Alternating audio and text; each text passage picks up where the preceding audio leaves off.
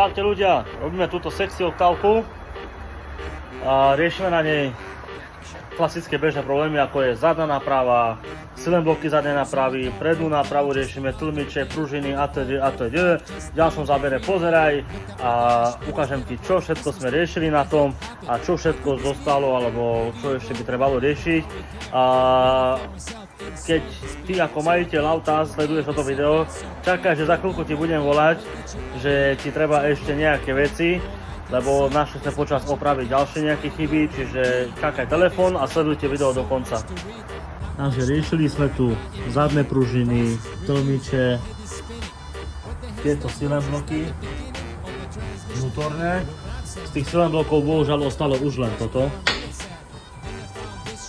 Boli natoľko rozbité, že už neostalo nič, len tieto dve šurky, nič viac.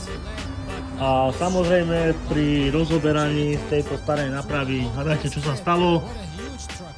Trubky poodchádzali, samozrejme vec. Auto je v skutku celkom dobré.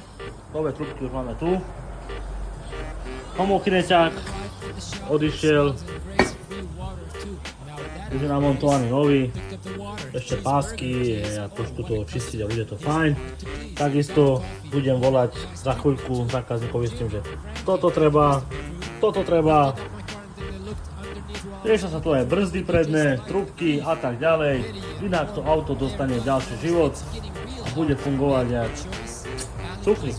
Čiže keď ty chceš dať do takého super stavu svoje auto, vieš, kde nás nájdeš, vyriešime všetky tvoje problémy, čo sa týka auta a možno aj rodiny.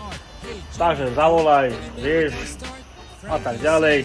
A v ďalšom rade chcem poukázať na to, že máme tu aj stroj na dekarbonizáciu motora vodíkom. Čiže ak chceš dekarbonizovať, hlavne teraz pred dovolenkou, tedy to je plus minus aj také najlepšie. A zastav sa, dekarbonizujeme, čistíme a robíme všetko možné, čo si len vieš aj nevieš predstaviť. Čiže keby náhodou, vieš, že nás nájdeš, sme v Košiciach, volám sa Tomi a poď k nám. Čau.